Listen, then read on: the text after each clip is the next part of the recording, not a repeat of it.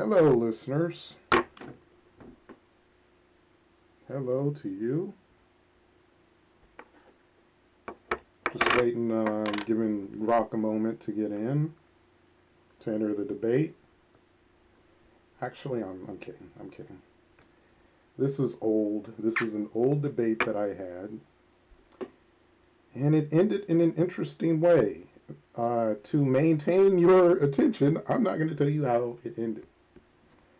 I will start off by saying, why did I enter a debate about the origins of Ashkenazi Jews? Now I can see this thread, and it's obvious why I did it based on the thread, but actually there's a deeper meaning that only I can say. You see, I had this conversation with somebody else not that long ago, and I could tell that their source was Grok, and it wasn't like they were keeping it secret. They were appealing to Grok's authority. And their argument was that Ashkenazi Jews are some percent, like almost half Middle Eastern, maybe more than half in terms of ancestry, which betrays something like 23andMe, where they're 100% European. Now, there's more depth to it than that, because we're talking about, well, what were they before they were European? If they've been in Europe for hundreds of years, what were they? Do they have ancestry that goes back to ancient Judea? And if so, how much? That's what I was debating someone about, and they were using Grok as an authority. So it's great, because I agree with the Saramotep. He says, okay, if you disagree with me, give me the person that you're studying from. Give me your teacher. And I'll have that discussion with them. This became more of a debate with Grok. It wasn't so much a discussion. And it was a bit heated. And one of the reasons why it was kind of heated, at least on my end, Grok turned into Mecha Hitler and started going nuts not long ago. And more recently was suspended for saying that Israel is committing a genocide, which is highly ironic. And you'll see why as we go along, especially at the end. Now, I have an issue with this, because, and this starts directly, that's why I said it's obvious if you're looking at it, and I'm going to pull it up and you'll be able to see it. But some bottish account that's pro-Israel on X asked Grok, what is the country with the most rights to their land? Country name and short explanation. I don't know where this was, at what point of the conversation it was. But they said Israel. It has the strongest historical claim with over 3,000 years of Jewish presence, biblical. And it's kind of a weird question. What is the country with the most rights to their land? Biblical covenant, continuous habitation despite exiles, and legal recognition via 1948 UN partition, despite ongoing disputes, blah, blah, blah, something like that. And my response was, well, these would have been Palestinian Jews. And by your logic, I'm an animist, so I would have more right to the land as Canaan. I'm paraphrasing. I'm going to get to some more direct reads in a minute once it gets detailed. I'm speaking in terms of what I could say with a larger text limit. I'm giving you the logic behind this. I'm not, like, right now you can say I'm getting my foot or Grok's foot to my buttocks. I'm getting beat up. I am trying to lure Grok in because I want to have this discussion because I have a lot of problems with the current state of Zionism. Dehumanize people to justify stealing their land. To then turn around and say, we have more rights to this land because of 3,000 years ago, blah, blah, blah, Jewish presence. And I'm like, these were Palestinian Jews. And not everybody in the land was Jewish. Before Jews, you had just different forms of animist, traditional religions, etc. Probably had some atheists. They're like, I don't know about these gods. So, as an animist myself, traditional religion, non-denominational, by your logic, since we're not talking about whose ancestors were where, because I'm going to make the argument that I don't think there was great evidence for Israel existing during that time, but the evidence starts to come in. I said around 800-ish BC. So we go back and forth. We're challenging. I'm challenging the Teldan's Stela as a good reference for the existence of an Israel. But I don't really even care so much about that. What I'm really trying to get to is this argument that somehow Judaism is so valuable that someone who's not related to that region can just go there and live in a colonial a settler colonial nation. And as long as you're Jewish, come on, come in. And it's kind of interesting because that's, in a way, what went down. You had mostly European Jews and you had Palestinian Jews. That's what the makeup was. But to expand political power with population, they brought in a lot of MENA Jews and some Ethiopian. Maybe some other East African Jews too. And now the MENA Jews, as they always have, outnumber the European Jews in terms of population. But when it comes to leadership, it's overwhelmingly European Jews.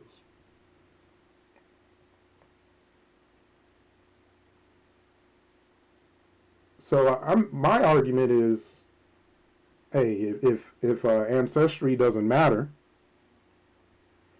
and I'm wondering if Grok is going to argue that make the same argument that the person was using when they used Grok as a source, that Ashkenazi have significant ancestry from the Levant. I'm wondering, because I want to challenge that.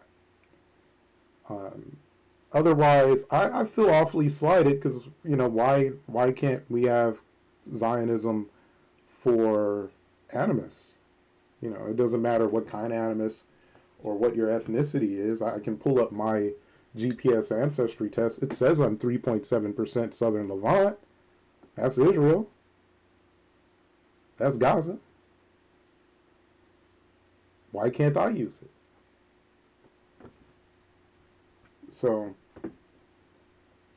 we go back and forth. I'm going to show you some of this.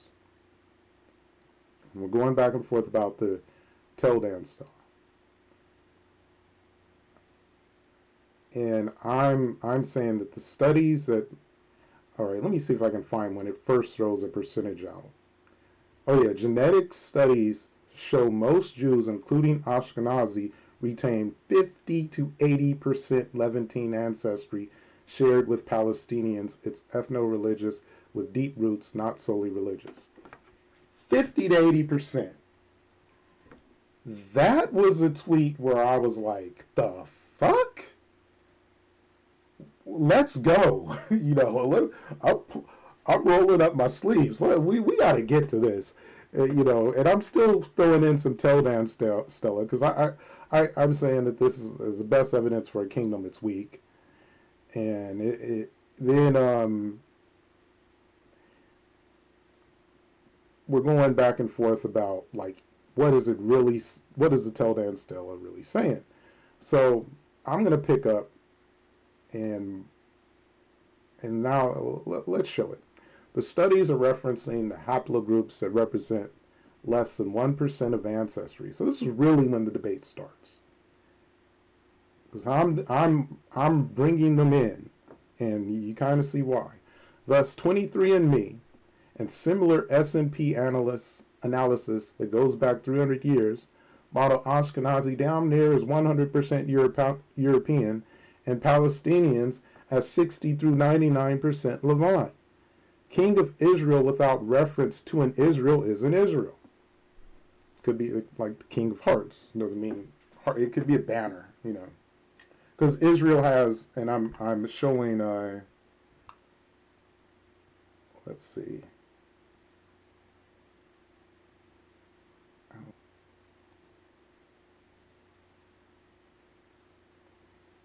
And AI. I think this is Google's AI.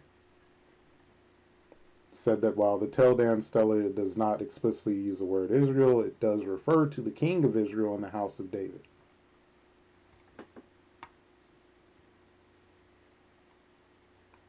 Does not explicitly use the word Israel. I don't know why. I mean, I read it as Israel, so I'm conceding this in a sense because I looked it up, but I'm using this as a source because I'm like, is it really explicitly the kingdom of Israel, or is it just the word, which has different meanings?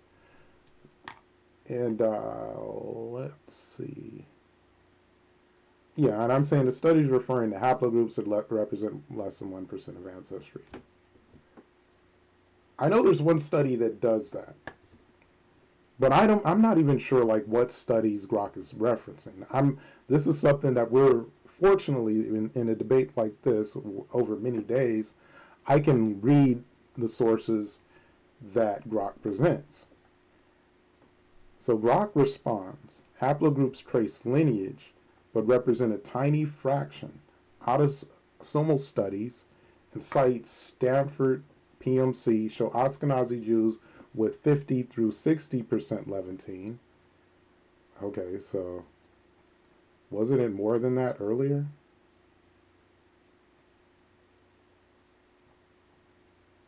Yeah, it was 50 through 80, so we just lost 20%. Levantine ancestry, not 100% European. 23andMe groups it as Ashkenazi, but underlining DNA is mixed Levantine European. The Teldan Stela explicitly states King of Israel per translation from biblical, blah, blah, blah. Okay. My response, it's 23andMe in any S&P comparison, DNA tribes ancestry, DNA, etc. I should have put a comma there because DNA tribes and ancestry DNA are separate. But I'm including these. And I also mentioned that Frontiers in, that it's consistent with Frontiers in it, that AJs, Ashkenazi Jews, have only 3% ancient Levant ancestry, much lower than Arabian and Palestinians. So it compared Arabians and Palestinians. Let me pull this up and see how much they had. They had Bedouins had 68% Levant ancestry and Palestinians had 58% by the source I gave, compared to Ashkenazi Jews who had 3%. Now, I got 3.7% on my GPS of that. So this really isn't seeming like that much. With what I'm showing 1, 2, 3, 4 sources. Grok has a response, okay? Commercial tests like 23andMe categorize Ashkenazi as European, but blah, blah, blah. I already read that. But then it says the 2017 Frontiers Papers 3% claim is an outlier and disputed, not reflecting consensus. Okay. Clearly reads King of Israel. I don't know if there's an of. It's more like Melech Israel, like King Israel or something like that. But that's close enough. Like that's not the hill I'm dying on. So my response: commercial ancestry tests and S&P analysis within their database share similar results as Frontiers. That would make Stanford Harvard outliers. The Frontiers methodology is repeatable with other populations, and they substantiate their results by tracing Yiddish to Ashkenaz Turkey. Now, one of the authors of this, El Hayek, someone that Kamjiverse mentions frequently,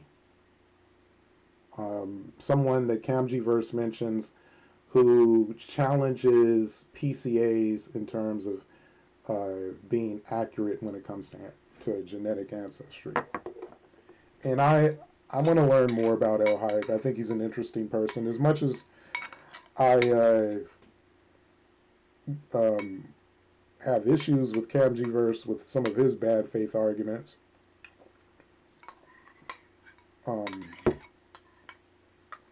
excuse me for eating.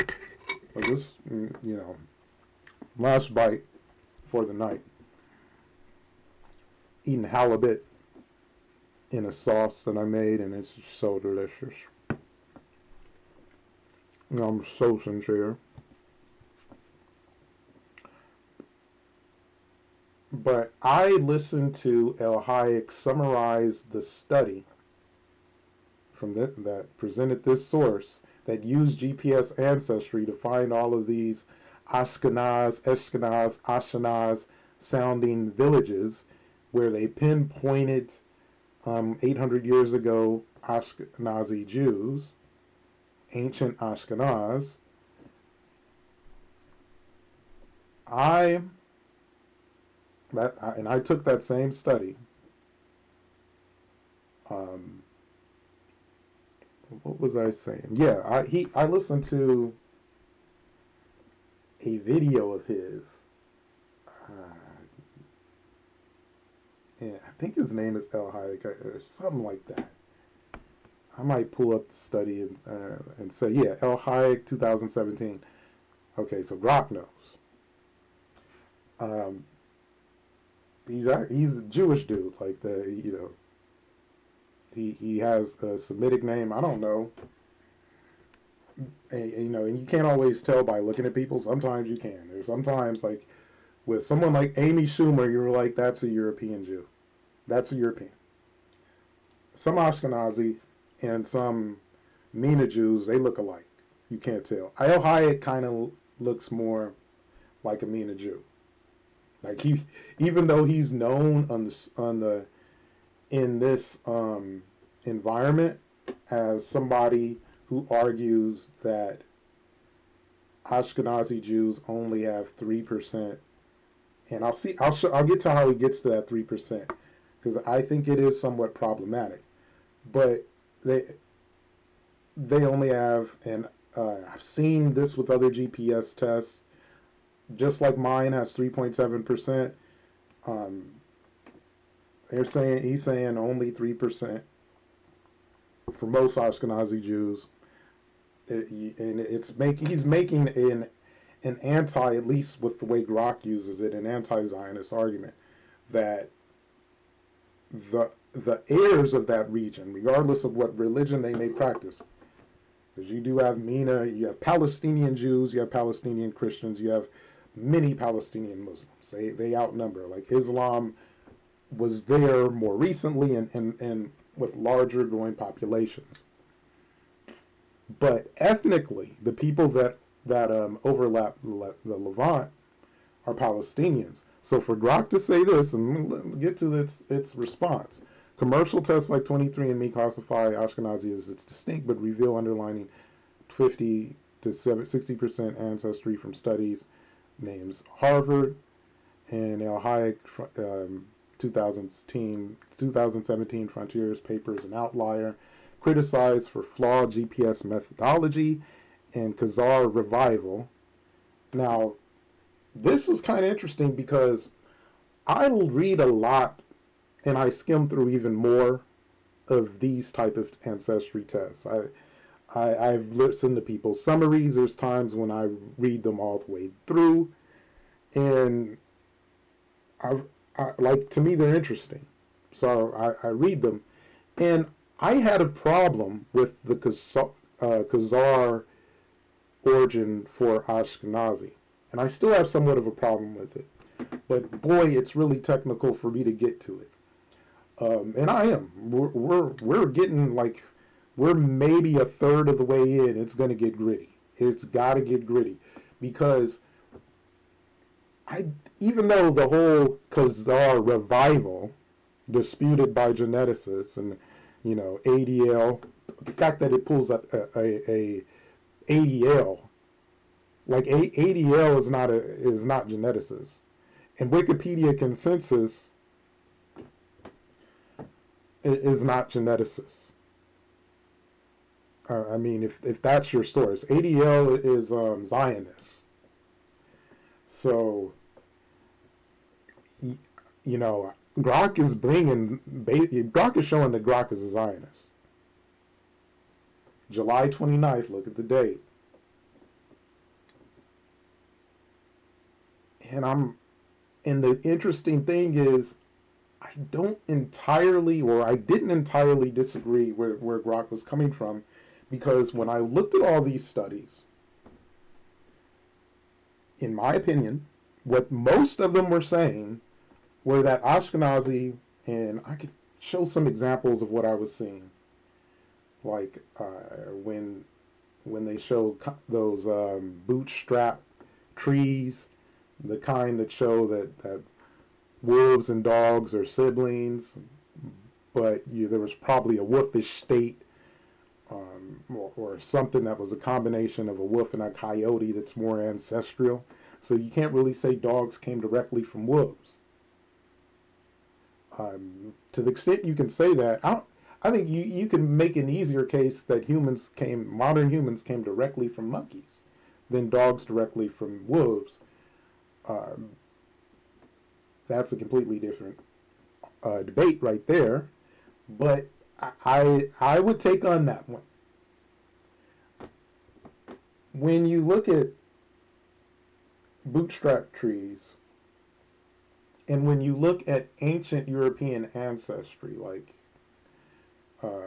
hunter-gatherers, Neolithic farmers, Ashkenazi overlap Neolithic farmers in the when it comes to that ancestry, and when it comes to bootstrap trees, Ashkenazi are very early branches of European ancestry. You could loosely say that they're closer to Hitler's idea of an Aryan as, like, this forerunner original European that gives birth to the Caucasian race. You could make that argument based on that. I wouldn't go there, because I think that argument honestly would be better suited for maybe Sahrawi, ancient Algerians, and in combination with ancient Lower Egypt. Lower Egypt overlaps Southern Europe. North Central Africa overlaps into Southern Europe in a way that grabs more of the siphon as an ancestor. It may be further back than Ashkenazi and Italians. So that's why I always had skepticism with the whole Turkish thing, because when I look at a lot of different ancestry tests, I'm seeing that Ashkenazi have a strong Southern Europe slash Cyprian, Cyprus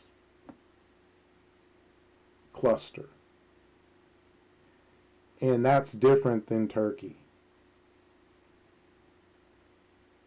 So that's where I'm at. But when I listen to El Hayek's breakdown, it was very thorough about how they traced, and of course they found ancient Ashkenaz. And people who criticize this, they don't seem to have a problem with, like, they aren't calling it a conspiracy that they faked ancient Ashkenaz. And it's not super ancient because I think it only goes back 800 years. Now, when it goes back to uh, when it says they had 3% Levant ancestry, that's different. And I'll get to how that's different because I did not read the study at the time. I ended up reading it because Grok keeps drilling. It's like, no, commercial test, 23andMe, classify underlining 50, blah, blah, blah. And Yiddish is Germanic, Slavic, not Hebrew, not Turkish.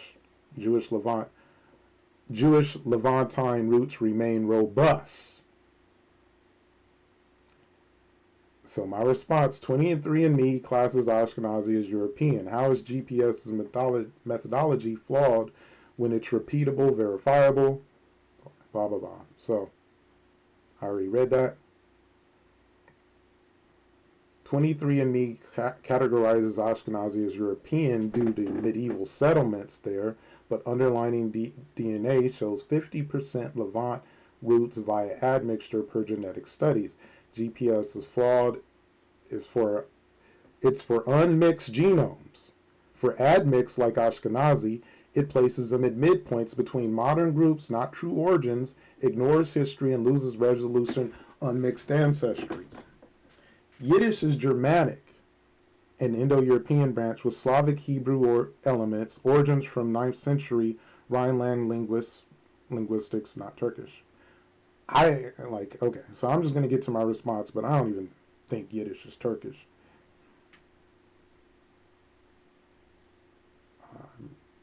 But I'm not 100% against it. The problem with Yiddish being Turkish is Turkish isn't even Indo-European. Iran is Iran is me. What the hell? Oh, Middle Eastern. Okay.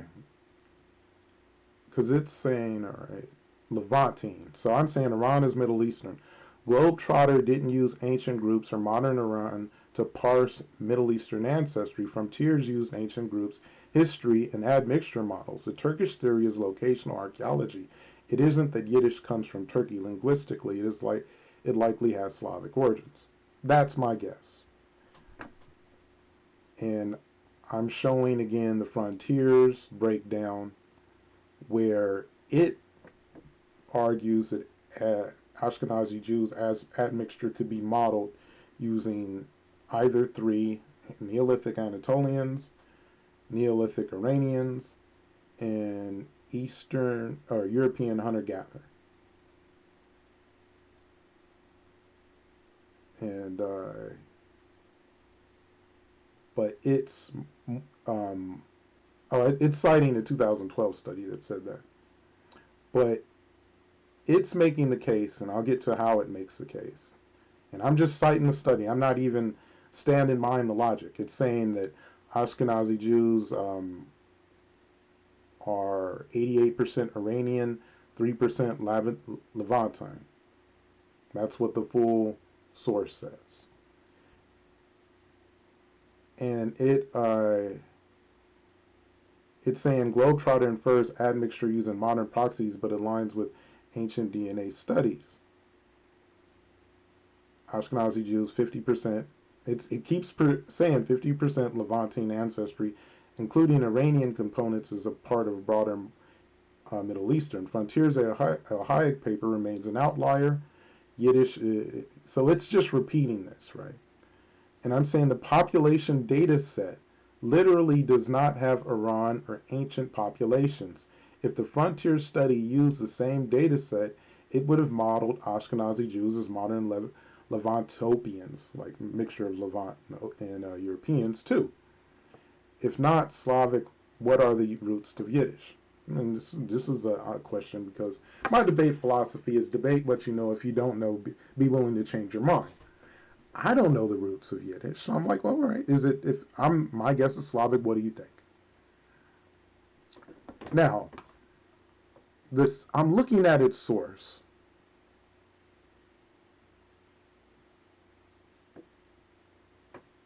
And it's citing BioRevX, Globetrotters. I don't know if it put the name of the source in here, but I guess it had mentioned it previously.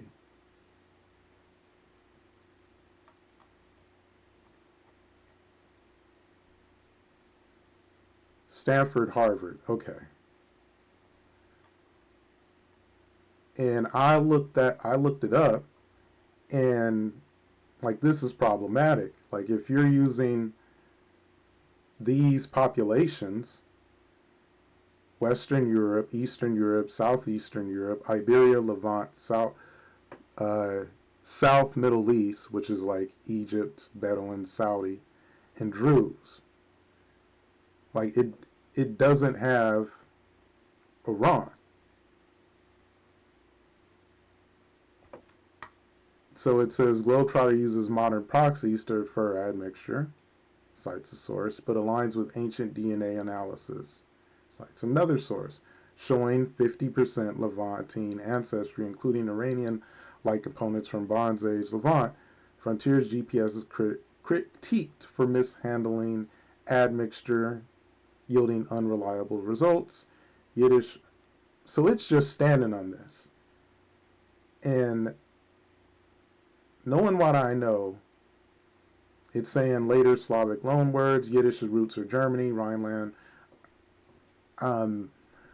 This I would still like. The El Hayek makes his case, and I don't think he agrees with this, but I don't remember as much. When I listened to it, I was focused more on make your case against Southeastern Europe, because that's what I was seeing with the studies I was looking at.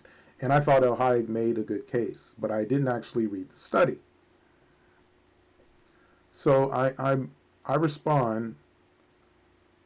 Agranat Tamir supports this woman, my double last name. I forgot her first name, but supports the frontier's results. And I'm saying, like, your source supports my source. Ashkenazi lack the African substructure of the Middle East. They didn't parse Iran and Megiddo. Now,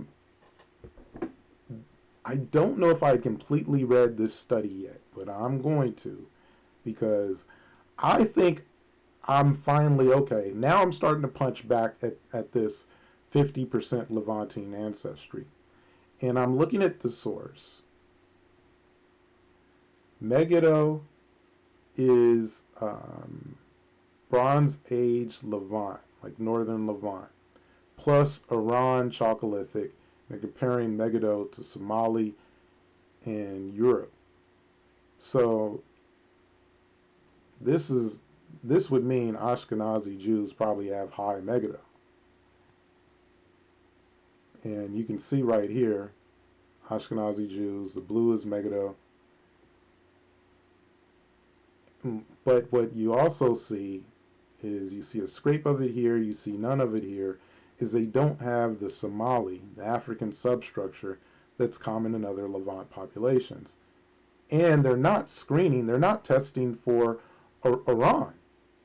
If they're not testing for Iran, the same way the Frontiers, El Hayek, also I think the lead author was, forget his first name, Daz. If they're not screening for that, then you can't prefer one study over the other, because one study, like, it's two different models. You're not comparing the same fruit. So Grok's response was Agranat Tamir, it's a tough name.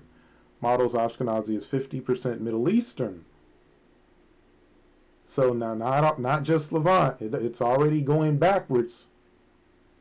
And we were at up to 80% at the beginning. It's scaling back. I'm chipping away. And then, and it's saying Middle Eastern, Levant, plus Iran, Chalcolithic. 41% European. This is what the study is doing. Low African contradicts Frontiers' 3% support. AJ's lack sub-Saharan African fits ancient Levant profile study. Parseron Megiddo explicitly. GPS critiqued. So it's still saying GPS is critiqued. And I'm going to start to get on this. You keep saying that GPS is critiqued. You're going to have to qualify that. Frontiers 3% and Agranat Tamir, question mark, does not support consensus, Levantine roots. It supports a Neolithic Iran origin as it being larger and likely older. And this is when I start to go back and study the source that is critiquing my source, El Hayek Frontiers DAS. Criticism of GPS is dated or dumb.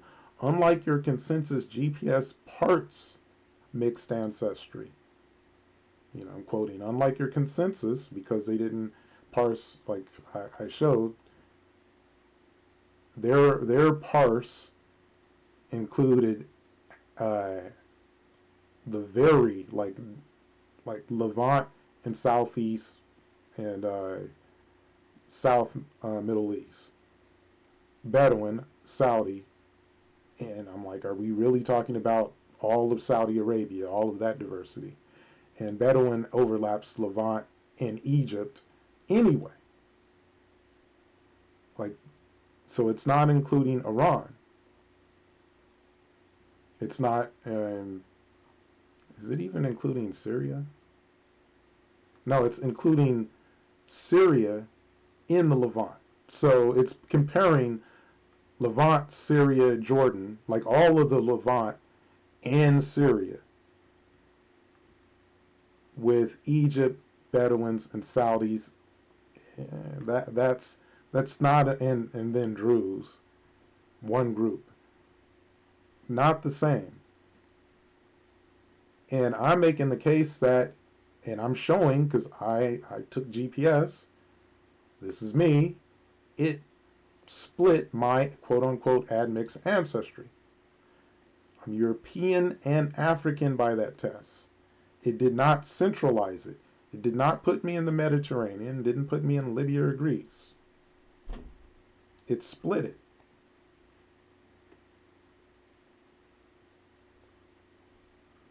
So I'm like, this criticism is dumb because GPS has done this and it's repeatable with other populations. Agronauts 2020 models AJ as 58% European, 31% Bronze Age Levant, 27% Iran Chalcolithic, 41% and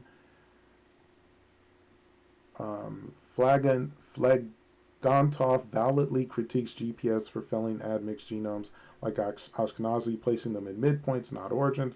Not dumb, but peer-reviewed. Frontiers remains an outlier. Your GPS map shows its admixture handling, but doesn't refute critiques. It does refute critiques.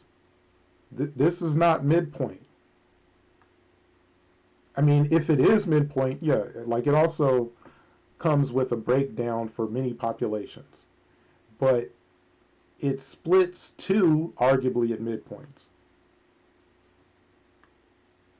But it could do more than that. What it's doing, eventually, like, you have to commercialize it and kind of, give something. It's saying that my African ancestry was moving from east to west across Nigeria 800 years ago. Not all of my African ancestry.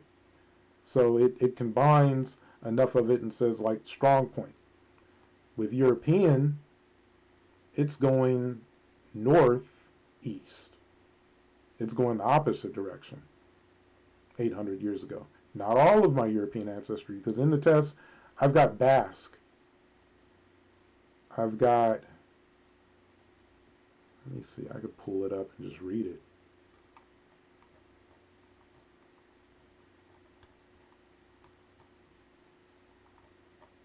Where are we? All gene pools. I could pull it up and read it. Like number 1, Bantu, Niger, Congo, Madagascar. Like no study am I that high in Madagascar. And everything's limited by their database. But these are some major populations. Finsulscandia, I guess Scandinavian, Western Siberia, Pygmies, Nile Valley, Southern France, Basque, almost 4% Basque, Southern Levant, Orkney Islands. This is kind of a shows how overexposed Europe is, that they have such a small population like Orkney Islands. But I think this might be based on an old population. So I'm wondering if this is a combination of other older populations. But either way, you also have northwestern Africa at 3.9%, southern Ethiopia. And this is one of the reasons why, like, if people are double hoteps or whatever, to each their own. I'm not tripping on that because, if you're 4.5% Nile Valley and 3.7% Levant, that's like a lot of Egypt ancestry. So I don't really trip on that per se. And I'm also showing, I'm squeezing this, but I'm quoting Frontiers again because it compared Bedouins and Palestinian ancestry, which is also mixed. I'm highlighting it. It's showing like they're also mixed. Like they're doing a four-way model. So that's why I'm saying that this is dumb. But with the text limit, I can't really go into it. I gotta show some pictures. So Grok's response is, again, to repeat, 58% Middle Eastern, blah, blah, blah, 41% European, supports consensus Levantine roots with Iranian as an ancient admixture in Levant, not separate dominant. So it's saying, yeah, they are part Uranian, but that they got that Uranian from the Levant. Like, God, the Bible doesn't even say this. Like, but I'm not going to go into that. It's just, this is a Zionist I said so argument, because it goes back to the criticism. Flagentoff critiques GPS for failing admixed groups. It didn't fail me, and really it didn't fail Ashkenazi Jews, and it didn't fail Palestinians and Bedouins. But anyhow, not dumb but peer-reviewed. So that's where we're at. So I'm quoting, models AJs of 58% Middle Eastern, blah, blah, blah. Where are you getting the 31 and 27%? Now, this is when I'm like, am I missing something? So I'm getting help from an AI. I go to ChatGPT and I'm like, yo, what am I missing? I don't mind being wrong, but this ain't making no sense. And I'm saying my GPS map, and I guess I misspoke, absolutely refutes critiques. Hardly suitable for you. So I'm saying, yeah, I am absolutely refuting this critique that it's not suitable for admixed population. 3% Levant is not an outlier. Population data offers collaborative evidence. Now I'm showing this is the bootstrap tree that I spoke of, and this is a breakdown. Now this EEF calling early European farmers African. This is XYY man from Egypt Search. This is his breakdown, and I can scoot this over, and you can see that Ashkenazi Jews, when compared,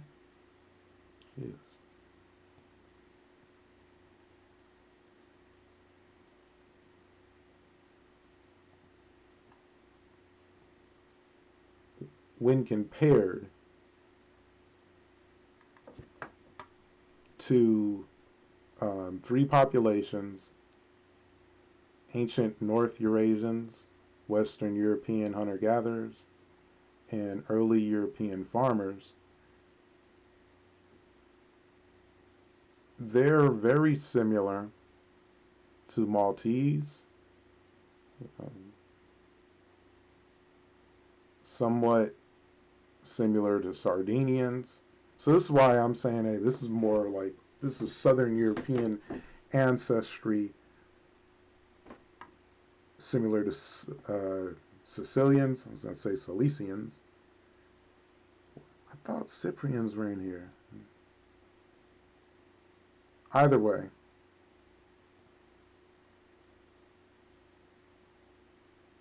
and it's showing that with this study in this tree, it clusters Ashkenazi Jews with Europeans up here.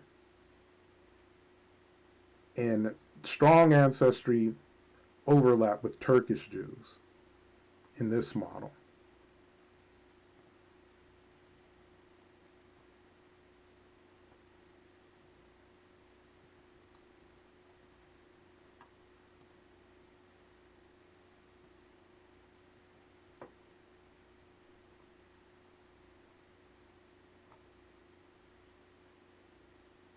So I'm asking, like, where are you getting that?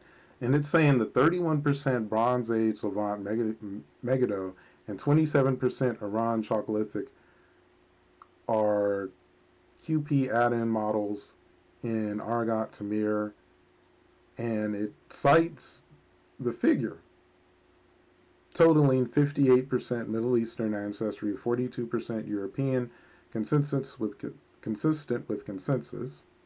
And like, this really isn't so bad. You're including Iran Chalcolithic. Like, once you understand that Megiddo is part Iran Chalcolithic, and we're going to learn a little bit more about that. Well, I'm not sure what the ML is for. I know the BA is, I guess it's like something Levant Bronze Age. I keep forgetting what the M is for in that. And I'm saying deceptive. You know, Megiddo is a Bronze Age population, but it's modeled as Neolithic Iran, Levant and Iran Chalcolithic. There's no method in the study to model Ashkenazi as 31% Bronze Age Levant. Dawes, 2016, Levant 3%, fits the PCA and Y chromosome structure and has linguistic and archaeological support. Now, hey, like that's true. But I'm missing something. But I'm putting Grok on the ropes because, like, right now I'm like, dude, you're being deceptive because either I'm missing something, you got to be more clear, because I looked that up.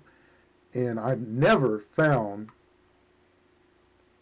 I looked it up, did a word search, read the whole thing. I never found this 31%, but I did find something. I'll get to what I found that I had overlooked.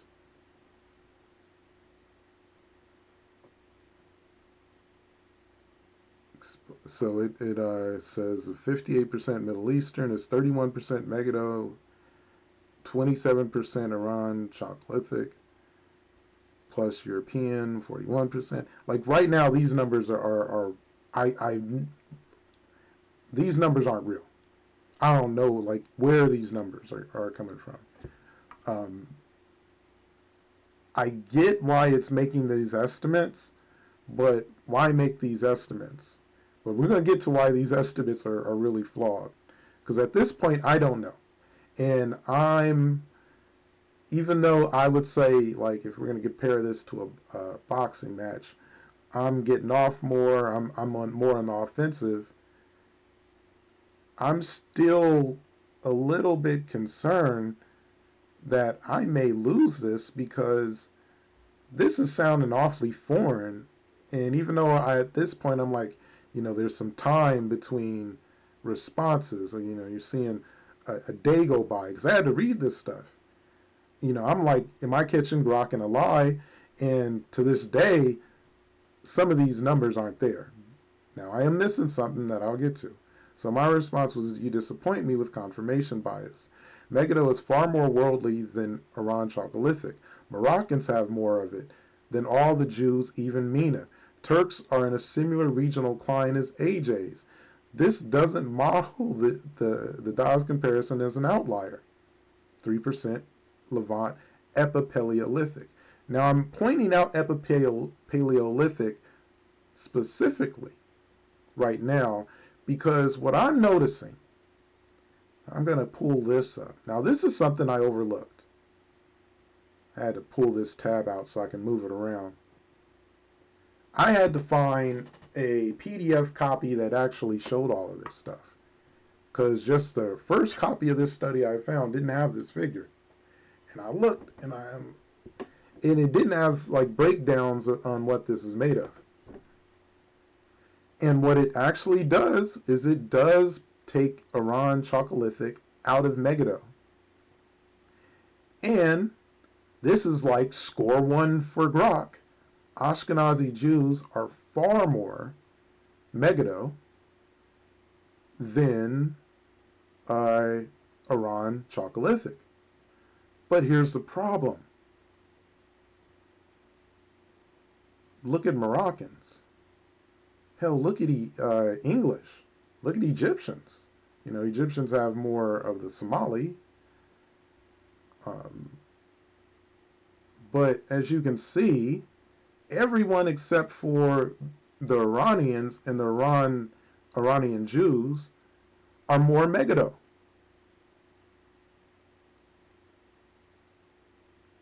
The Moroccans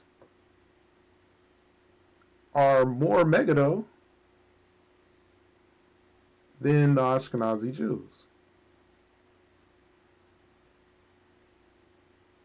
Even the Moroccans who aren't Jews are more Megiddo, and Megiddo being a Levant Bronze Age population.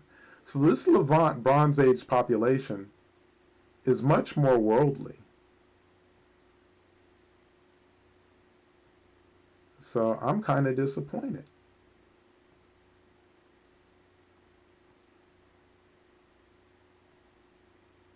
Like, and I'm saying, like, this doesn't contradict 3% Epipaleolithic. And you got to remember, Epipaleolithic.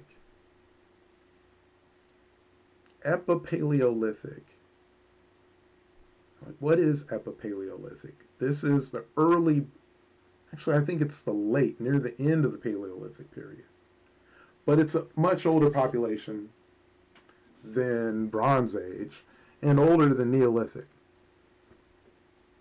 And what it's showing, the source I'm using, we're going to pull this up. We're going to get to this.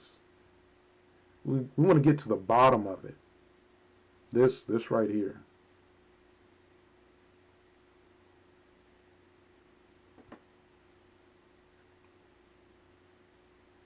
This is the Iranian.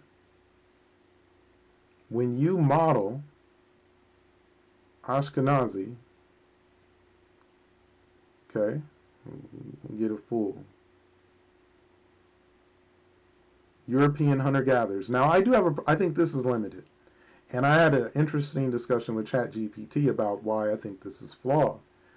Because, like, just the idea to say Ashkenazi Jews are 3% Levant, that's not true. That's not true.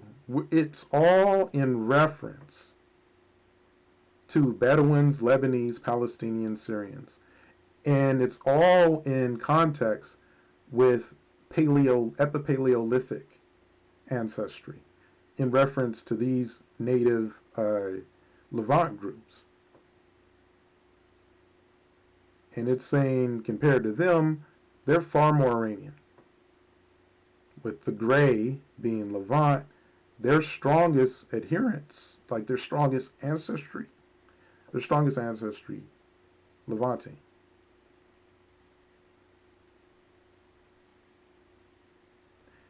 And it doesn't pick up what I meant by let me read this. Turks are in a similar regional cline as AJs. This doesn't model the Dawes comparison as an outlier. And what I mean by this, like if you go by Moroccans, you go by the Italians, Turks would probably have, based on like a theoretical cline, they would probably have a similar ancestry background, levels of Bronze Age Levant as Ashkenazi. So it's saying no bias here. Let's clarify with data. Argonaut Tamir's figure blah blah blah shows AJ's 50% European, 40% Iran Chalcolithic, 10% Megiddo. And it's still saying 50 to 60% Middle Eastern. Moroccans higher Megiddo fits their less diluted ancestry.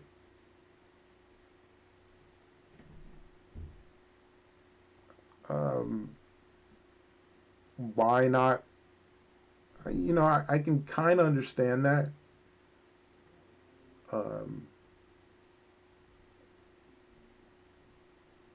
The Turks Klein aligns via shared Anatolian input.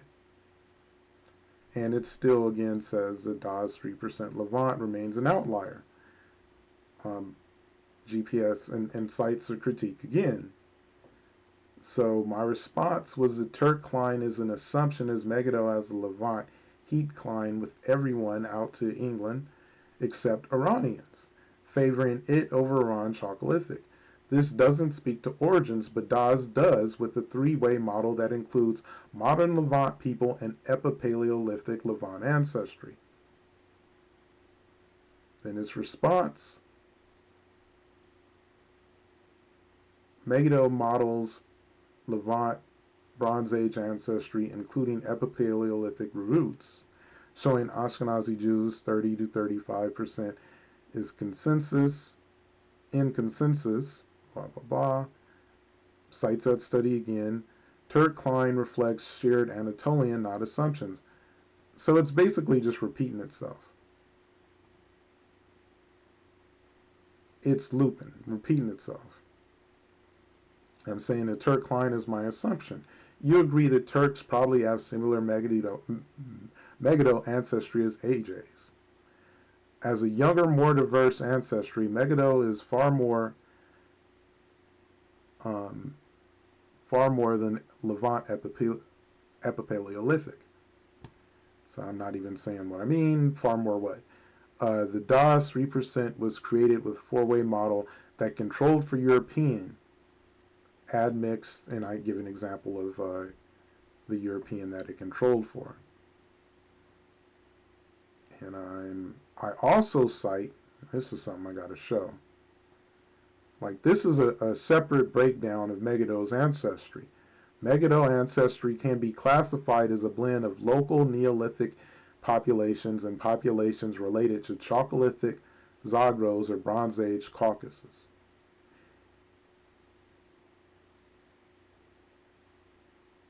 It can be modeled as a Canaanite group.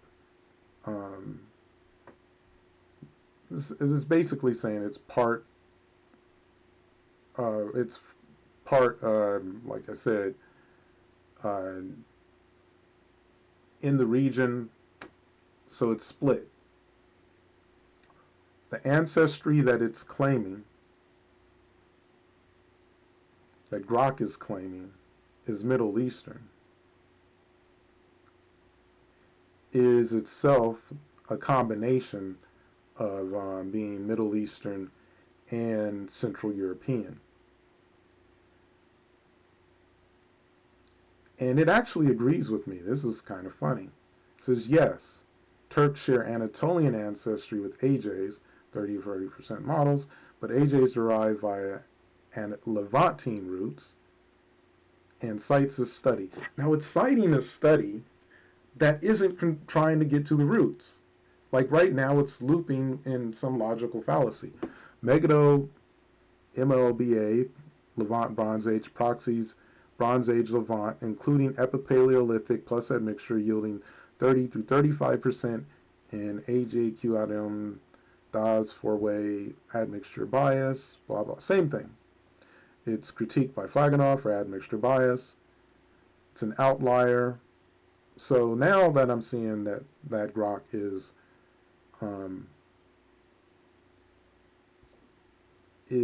sort of looping and repeating the same thing, I got to change my strategy. I'm reading more, I'm reading the Flaganov study, and I'll say, I'll quote Megiddo's ancestry again with ChatGPT context. If Ashkenazi and Turks share similar levels of Megiddo, Bronze Age ancestry, Levant Bronze Age ancestry, how can we say that AJ's, like ownership, derives via Levantine and Turkish from Anatolians? Can you cite where Flaganov criticized a specific four-group model? Because when you, like you do, four-group models are used with a whole bunch of people. This looks like it was used pretty much certain, unless it's built in, but it's something that's independent of GPS ancestry. So maybe GPS tracked them to Turkey 800 years ago, and then they like, well, let's compare them to modern Levant people and some of these old groups, but specifically an old Levant group. So again, if you're repeating yourself, I'm repeating again what this Megiddo ancestry is. You can see that source here, but I also want to read this context. Side by side with Daz. This I'm getting from ChatGPT because I'm like, can you just do a summary? And this is for you. This is for lurkers. People are reading this.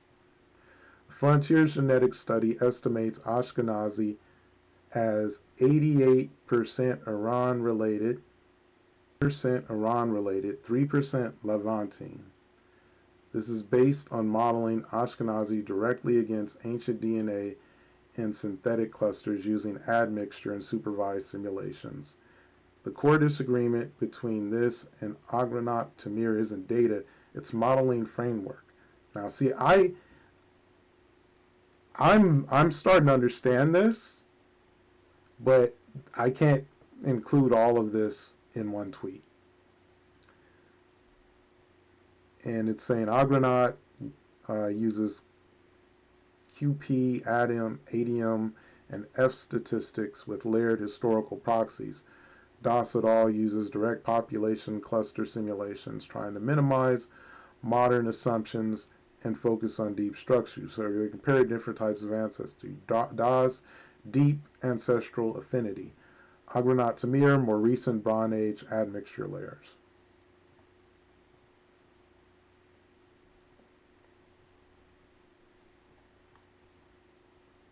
Now, I want to see how Grok responds to this. So Megiddo blends Neolithic 70% with Chalcolithic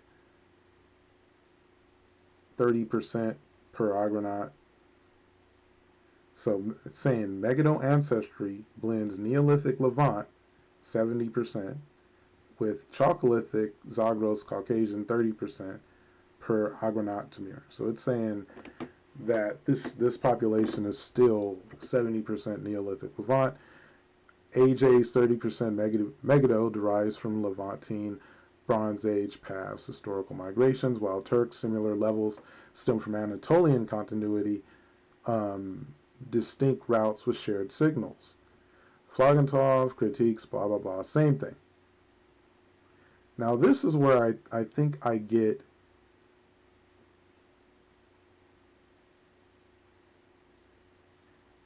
this next tweet. I'm trying to respond to this, and I'm usually a boss when it comes to I'm a monster when it comes to text limits, but never have I really struggled more with text limits. So I'm like, ChatGPT, how can I sum up what all of this I want to say and keep it in, so I'm asking for it to do this, and it almost gave it to me.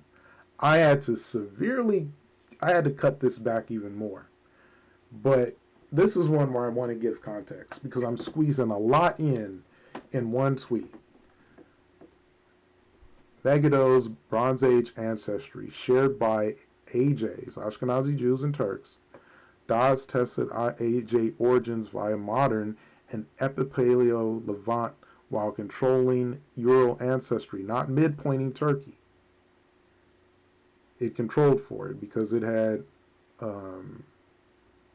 Anatolian and European hunter-gatherers. So it had two European populations, and it had two Middle Eastern populations. So it didn't midpoint them at all in this study that I'm touching now. Flagentov's critique misread a four-group peak in Iran. History, Levant, priests, traders, Khazars, shows shared signals not equal to shared routes. I still don't know how to type in that not equal sign like that. So that one tweet I can't take credit for. I had to actually, in a sense, this is what I wanted to say, and I described it in larger words. And the summary was ChatGPT. I got to give ChatGPT some credit because it summarized two separate arguments about why it's a bad faith critique of the four group comparisons, especially considering I had already mentioned that like other groups that were included, and I wish more groups were included. I wish Cyprians and Turks were included, but the Levant groups, the Bedouins and the Palestinians, and I forget who else. I can pull it up. Bedouins, Palestinians, Lebanese, and Syrians. They're mixed too. Like, if anything, they're more diverse. It's just a different type of mixture. But, like, yeah, they're more diverse. In this comparison, they're more diverse. Like, all groups have everything. So they're all equally mixed. But having, and there's some exception over here, like some Ashkenazi have more European hunter-gatherer. Some have less European, less Anatolian, and it's just stronger Iranian. And this is an Iranian Neolithic group, I believe, a Levant Epipaleolithic group, and probably an Anatolian Neolithic group, and the hunter-gatherer group, I don't know how old it is. But, and that also goes back to why I say you can't say that based on this, Ashkenazi Jews are 3% Levantine. It's specifically a model that is focused on a deeper ancestry, an older ancestry, by comparing native Levantine people to Ashkenazi Jews. And it absolutely is controlling for European, because you have two European groups here. European hunter-gatherers and Anatolian. Anatolian's kind of a bit of both. And it's with both of these, both of those, Ashkenazi Jews are preferring Iranian. Now, I would love to see ancient Cyprians here. I found a study that has them, and I might do some work in that regard and include that if possible. I think I'm trying to see if that's possible, but that would go into a book that I'm working on. You're not going to get that for free. That's going to be some work. That's going to be tough because I don't know how to do that. I've done some things, some programming in that regard, but I haven't done this. Like, I haven't, like, the notion of taking these populations, adding a Neolithic Cyprian group, Cypriot, I don't know if it's Cypriot or Cyprian, that's a lot of work. But I think it would be interesting to see how that lays out. And to include Turks down here. Because if Turkish are similar to Ashkenazi Jews, and as you can see, there is like a European climb. Like, you have some Ashkenazis that are almost completely absent when it comes to European hunter-gatherer. And it's interesting how much they prefer the Iranian group. But again, like, all of this is relative. It's all relative. It's not absolute. So not equal to shared routes. Agreed. Now, right now, it's like doing that whole thing with an dash, the AI dash, where it says it agrees, but it's technically just repeating a disagreement. It's saying, okay, I agree with what you're saying, but Turks got their ancestry from, saying, Megiddo's signals are shared via Anatolian ancestry, saying Turks got it from Anatolian, but AJs are derived from Levantine. And cites a study again. And it's citing the study, and I'm showing why that study isn't showing this. And then again, critiqued for admixture midpoint bias, because our hypothesis lacks genetic support. I just gave it genetic support. You're and critique for admixture midpoint bias does not work in a four-way model like this, when the other groups are also have admixture. Like, how is it biased when everybody's judged the same? Like, a better critique would be, why don't you have, like, ancient Southern European groups, specifically, um, or I guess, like, a lot of maps, and technically speaking, Cyprus is West Asia. Still, it's it's it's the line where Europe and Asia meet. Like, okay, we'll say West Asia. Iran is Middle Eastern. So in a sense, I'm not even disagreeing that Ashkenazi Jews have strong Middle Eastern ancestry. I'm disagreeing with this whole let's just argue it up as being Levant, even though Turkish, Grok agrees, has similar Middle Eastern ancestry. But it's saying it got it from a different point. And if that's contradicted, it cites a study that says the foregroup, and it even says, like, it goes against my argument. It includes the foregroup for admixture bias. Now, I'm not buying this.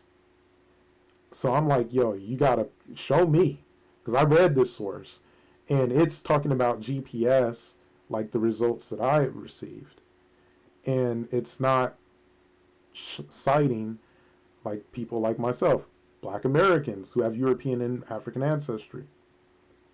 So my response is Megiddo's shared. I don't even know if I got this one. Oh yeah, so this is the one I got from ChatGPT as a summary, and it agrees. So I'm saying how, when it clearly defines Eastern European hunter-gatherer and Anatolian ancestry in Ashkenazi Jews and people of Levant, have you considered that Flegantov is wrong, or are you locked into confirmation bias, where shared Ashkenazi Jewish and Turkish ancestry becomes history, and testing Epipaleolithic Levant origins becomes consensus?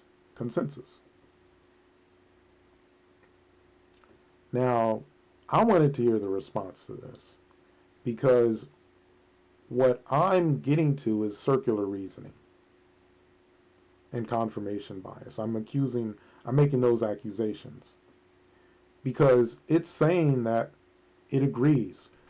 Turkish people and Ashkenazi Jews have similar um, levels, totals, percentages of these ancestries. The 80% Iran, 3% Epipaleolithic Levant, that I've already talked about.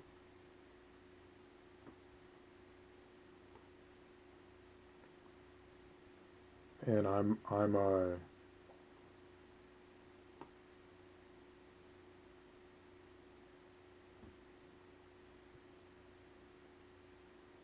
so how are you ruling this out? Like, and I'm going to repeat this. How, when it clearly defines the European ancestry, have you considered that Phlegontov is wrong? Now, this ended up being, I don't know who retweeted this.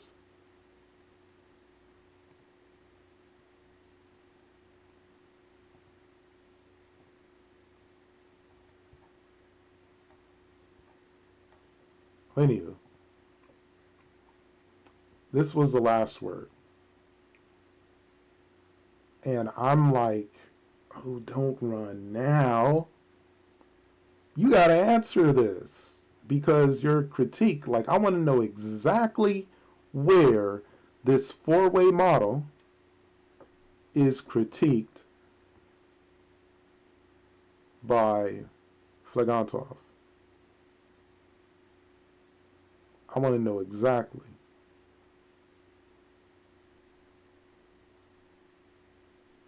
And I want to know how you're valuing, I guess, um, uh, would be the history of the Torah, the Old Testament, to some extent. But so that's basically, it's saying the Bible says it. So that has to be where they received their Levant ancestry. And with it, and even though it's similar to Turks, the Turks received it from the Anatolians. And I want to know, like, how are you making that claim? Like, what's the source? Like, what history are you referring to? Because when I asked ChatGPT for a summary to shorten, let's see, here it is. Yeah, to shorten the tweet because I wanted to speak to this quote midpointing.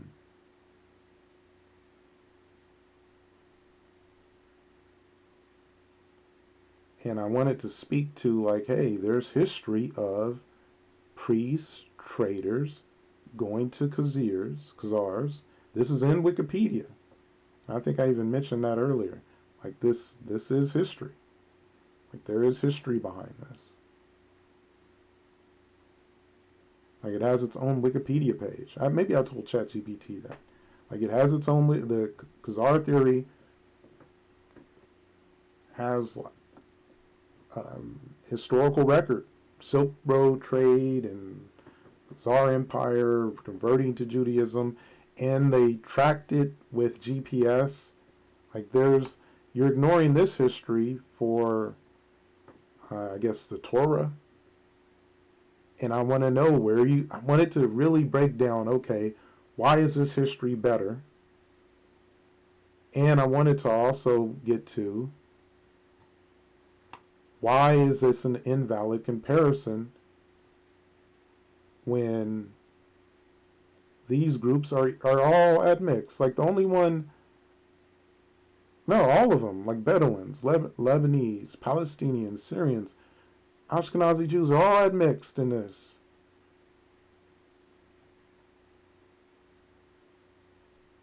And they're not saying that Palestinians have a midpoint with their admixture here in Turkey or anybody. Like, and it's controlling for Europeans. So, and actually, hold on.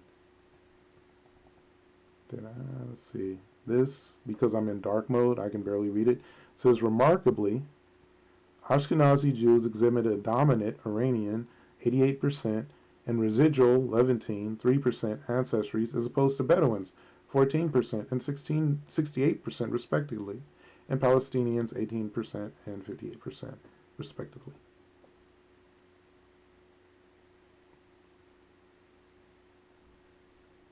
For context, you got to remember that it's an Epipaleolithic group. So it's a group I wish they included Cyprians, but if you want to, once you've done this tracking to Turkey, once you've ran the GPS model, the same one that I showed that I used years ago, once you do that,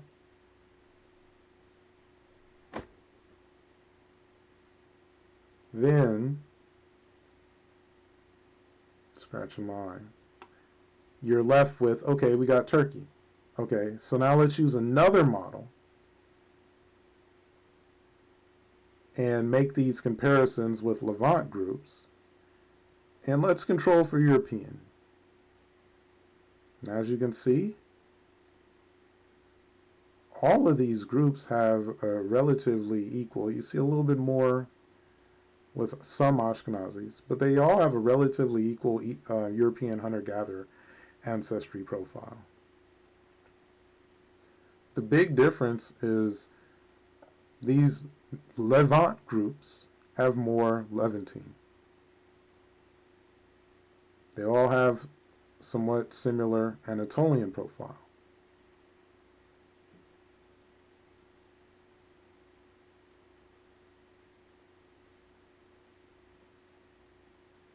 Now you see some Ashkenazi Jews that have more in the way of Iranian. Now I've got some issues, like I said, with what's lacking here, and I would love to really make the point by including some more populations and really make that point, because I can kind of predict what should be seen, what Grok should see.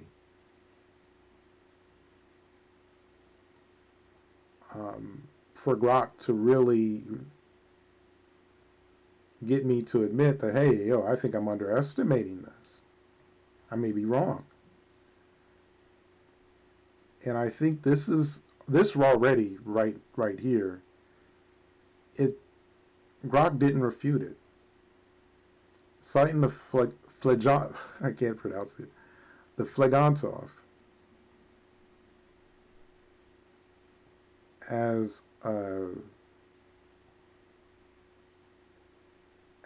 midpoint admixture bias,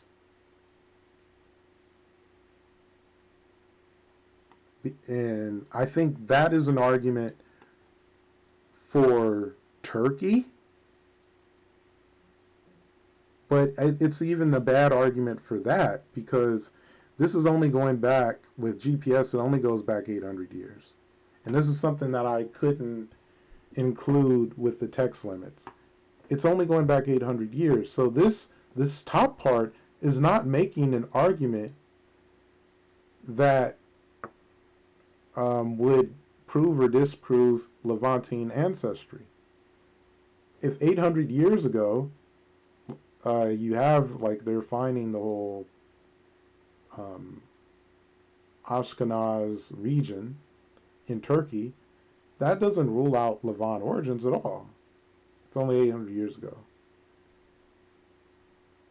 It doesn't rule out the Torah history that I think Grok is referring to, the Zionist history. But this does. And I don't see how this has admixture bias with Ashkenazi Jews, but not other people who are admixed. And I wanted to drive that home and make Grok explain that. Though that was the hill I was going to die on. I'm like, you have to explain how your source is calling this midpoint admixture bias. And